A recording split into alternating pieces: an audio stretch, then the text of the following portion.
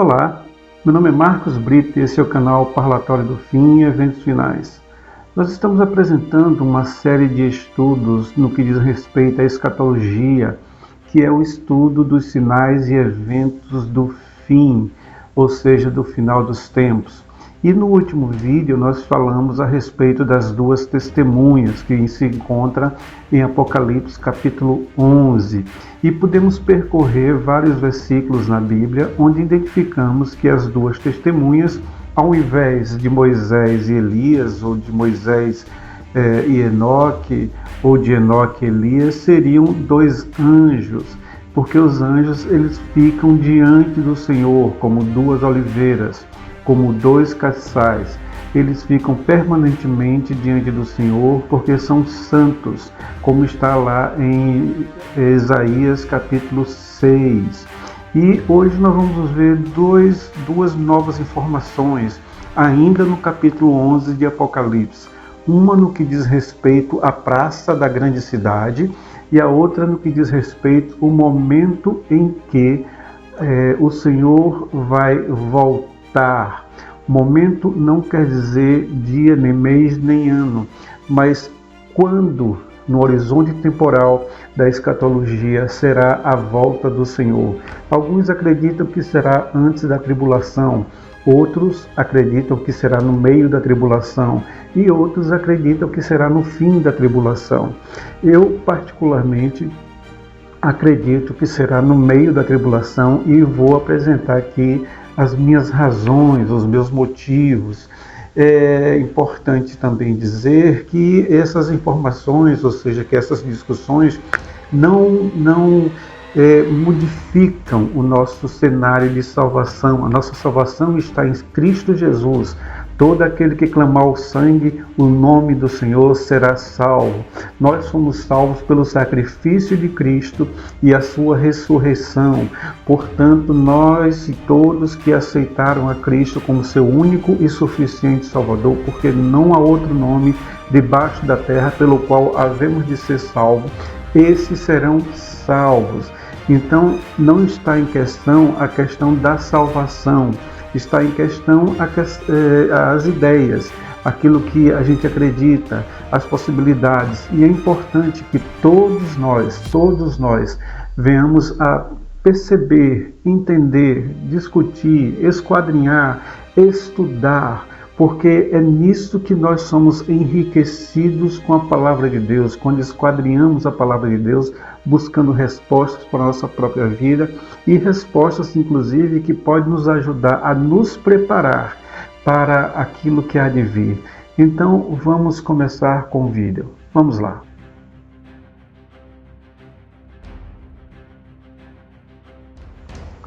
Voltamos. As duas testemunhas, elas profetizarão na praça da grande cidade por 3 anos e meio. Esses 3 anos e meio correspondem ao primeiro momento da grande tribulação, que é dividido em 3 anos e meio e 3 anos e meio. 3 anos e meio da tribulação e 3 anos e meio da grande tribulação. Elas aparecerão no início da tribulação e ficarão por 3 anos e meio profetizando na praça da grande cidade, pregando o evangelho, o arrependimento a todos que ali estiverem, porque nesse momento também o anticristo estará fazendo a sua aparição logo no início da tribulação, conforme está escrito em 2ª Epístola de Paulo aos Tessalonicenses, no capítulo 2, onde Paulo diz que antes da vinda do Senhor, da segunda vinda do Senhor, da volta do Senhor para buscar a sua igreja, ou seja, do arrebatamento, aparecerá o homem do pecado, o homem vil. Então lá vai estar as duas testemunhas pregando ao arrependimento dos judeus, dos gentios e de todos que ali estiverem. E depois de 3 anos e meio, a besta que sai do abismo irá matar, e elas ficarão na praça da grande cidade por 3 dias e meio. E após 3 dias e meio, elas ouvirão uma voz vinda do alto, dizendo: subir para aqui. E elas subirão, e todos os olhos, todo mundo as verá subindo, ou seja, retornando, porque no início do capítulo, a palavra de Deus diz no capítulo 11 de Apocalipse que o Senhor enviará as duas testemunhas, e após 3 anos e meio, elas retornarão para Deus que as enviou. Agora, elas morrerão, serão mortas na Praça da Grande Cidade. E onde é a Praça da Grande Cidade? Aqui tem as dicas já bem explicitado de onde fica a Praça da Grande Cidade. Diz que a Praça da Grande Cidade é a praça onde morreu, onde foi morto o seu Senhor, ou seja, onde Jesus Cristo foi morto. Então, é Jerusalém, a Praça da Grande Cidade. Mas em que local?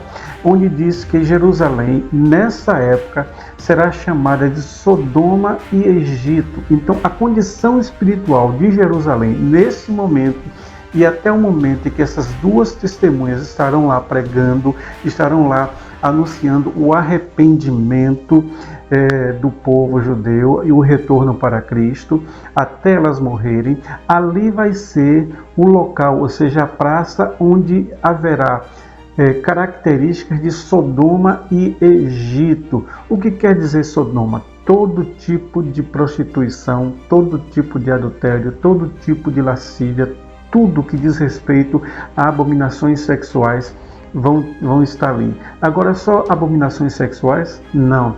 Abominações sexuais na Bíblia também quer dizer dar-se a outros deuses, seguir outros ídolos. E nesse momento é isso que Israel vai fazer, porque nesse momento estará lá o anticristo e todo judeu vai achar que ele é o Messias. Eles estão indo atrás de um outro Deus, eles estão indo atrás de um outro amante, de um amante que é o anticristo. Por isso fala de Sodoma e fala de Egito em função dos deuses de Egito, porque o Egito, para cada coisa que existia, um rio, um mar, um céu, a chuva, a colheita, cada coisa dessa existia um Deus, e o que existe lá em Israel é também a mesma coisa. Então Israel vai se tornar uma nação, se já não se tornou, uma nação de idólatras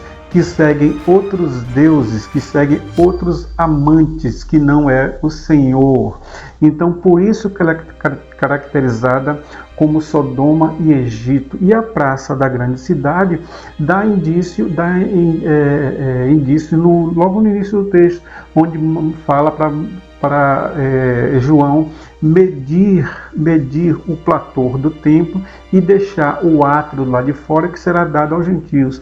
É ali no Domo da Rocha, que é a Praça da Grande Cidade. É ali que vai aparecer as duas testemunhas e é ali que vai ser construído o templo, onde após os 3 anos e meio, Satanás e o anticristo, eles vão romper o acordo de paz, e o próprio anticristo vai querer entrar no templo e se colocar como Deus, fazendo-se Deus. Nesse momento que tiver a ruptura, é que eu acredito que haverá o arrebatamento. E isso é fácil a gente entender, até pela continuidade da leitura do versículo do capítulo 11 de Apocalipse. Vamos ler então. E o 7º anjo tocou a sua trombeta, e houve no céu grandes vozes que diziam: os reinos do mundo vieram a ser de nosso Senhor e do seu Cristo, e ele reinará para todos sempre. E os 24 anciãos que estão assentados em seus tronos diante de Deus prostraram-se sobre os seus rostos e adoraram a Deus, dizendo: graças te damos, Senhor Deus Todo-Poderoso, que és e que eras e que hás de vir, que tomaste o teu grande poder e reinaste, e iraram-se as nações, e veio a tua ira, e o tempo dos mortos para que sejam julgados, e o tempo de dares o galardão aos profetas, teus servos, e aos santos, e aos que temem o teu nome, a pequenos e a grandes, e o tempo de destruíres o que destroem a terra. E abriu-se no céu o templo de Deus, e a arca da aliança foi vista no seu templo, e houve relâmpagos e vozes e trovões e terremotos e grande saraiva. Após as duas testemunhas serem elevadas ao céu, a Bíblia fala que houve terremoto e morreu a 10ª parte da cidade. Em torno de 7.000 pessoas morrerão nesse terremoto que acontecerá em Jerusalém por conta desses eventos. Agora, ela continua dizendo que o 7º anjo tocou a sua trombeta. Qual trombeta o 7º anjo tocou? A 7ª trombeta. Então o 7º anjo tocou a 7ª trombeta e a partir desse momento a terra passou a ser do Senhor Jesus, porque a terra não era, porque nesse mesmo lugar, ou seja, ali no Monte do Templo, logo ali do lado, onde tinha a fortaleza de Antônia, Jesus foi interrogado sobre isso e ele disse: meu reino não é desse mundo. Nesse momento, o reino de Deus, quando é tocada a 7ª trombeta, o reino de Deus passa a ter domínio sobre o reino da terra, que até então, até aquele momento, é de Satanás. Então, nesse momento que a 7ª trombeta é tocada, o Senhor Jesus toma de volta o reino que é dele. Agora o reino é do Senhor Jesus. Então ele começa a estabelecer o seu reino. Os 24 anciãos se dobram e glorificam a Deus. A arca da aliança aparece no céu e todo olho vê. E as pessoas que não acreditavam em Deus, que estavam em rebelião com Deus, em rebelião com Deus, eles então ficam irados, porque eles passaram a vida toda desdenhando, não acreditando, e então eles começam a ver que é verdade. Aí eles têm a constatação de que eles são ou que estão perdidos. Ao invés deles clamarem por salvação, eles ficam irados com o Cordeiro e com os céus. Por esse motivo é que vem o desencadear na segunda parte da tribulação, da ira de Deus sobre a terra. Agora, se a 7ª trombeta acontece no meio da tribulação, é também na 7ª trombeta, conforme diz Paulo, que quando ouvirmos a 7ª trombeta, quando ouvirmos a trombeta de Deus, a trombeta de Deus que está na mão do anjo tocando, é que nós seremos arrebatados. Se a 7ª trombeta acontece no meio da tribulação, então a 6ª trombeta, a 5ª, a 4ª, a 3ª, a 2ª, a 1ª trombeta acontecerá também dentro dos 3 anos e meio da tribulação. Mais do que isso, porque se você for olhar, o 7º selo, ele só é aberto para fazer uma única coisa. O 7º selo, ele faz com que as trombetas se preparem para tocar. Então, o 7º selo também está dentro desses 3 anos e meio. Então, nós acreditamos, eu particularmente acredito, que haverá da primeira trombeta, do primeiro selo até o 7º selo, acontecerá dentro dos primeiros 3 anos e meio de tribulação, e logo em seguida a abertura do 7º selo. O 7º selo é que vai desencadear as 7 trombetas, e aí as 7 trombetas também vão cair, vão ser tocadas, e tudo que diz a 7 trombetas vai acontecer na terra. Esse período de 3 anos e meio é que nós estaremos aqui, e será muito pesado para nós, porque nós vamos ver tudo aquilo que os selos estão dizendo que vai acontecer e que as trombetas estão anunciando que vai acontecer. E nós temos que ser fiéis, temos que segurar mesmo até a 7ª trombeta, porque na 7ª trombeta, ou seja, na metade da tribulação, é que nós seremos arrebatados. E após o nosso arrebatamento, é que na segunda metade da tribulação, onde Satanás, no meio da tribulação, ele vai se revelar, ou seja, dizer realmente quem ele era, porque até então ele estava como um bom moço, um acordo de paz, mas ele rompe o acordo de paz, entra no templo e se coloca como Deus. Aí é que ele vai se revelar, dizer quem realmente ele é. Isso está escrito lá em 2 Tessalonicenses capítulo 2. Basta você olhar e ver que em um momento ele aparece, no capítulo 3 aproximadamente, e depois ele então se revela, ou seja, vai dizer quem realmente ele é. Nesse momento da revelação dele, que ele vai dizer quem ele é, que vai perseguir os cristãos que não foram arrebatados, é que Deus vai jogar a ira dele sobre a terra. As 7 taças das 7 iras.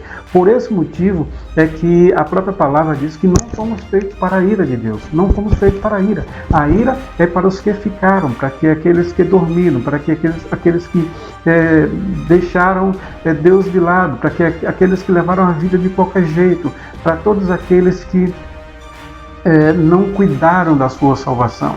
A ira é para esse e para todos os outros que não confiaram em Deus, não creram em Deus, que não acreditam em Deus e que foram contra Deus e seguiram outros deuses durante todas as suas vidas.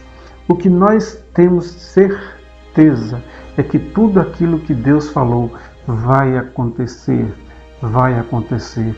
E cremos por alguns sinais que isso já está acontecendo ou muito próximo de acontecer. Paulo diz, nos dá uma chave que Mateus capítulo 24, verso 15, também nos dá. Mateus 24 diz, no verso 15, diz que quando nós virmos o abominável da desolação no lugar santo, então começou a grande tribulação. Paulo também diz em 2 Tessalonicenses capítulo 2 que assim que o anticristo se manifestar, haverá a construção do templo, ele se sentará no lugar de Deus e a partir daí, após esse momento, é que o Senhor virá e destruirá, desfará todas as obras dele com o sopro da sua boca. Então o que nós temos que fazer é continuar vigiando, porque o Senhor vai voltar para buscar a mim, a você e a todos quanto creem na palavra do Senhor. Deus seja louvado, bendito seja o Senhor, Deus cuide e zele por nós, Deus abençoe sua vida grandemente e nos livre de todo o mal, nos dando olhos abertos para entendermos que o momento está próximo. Deus abençoe, Shalom, até a próxima.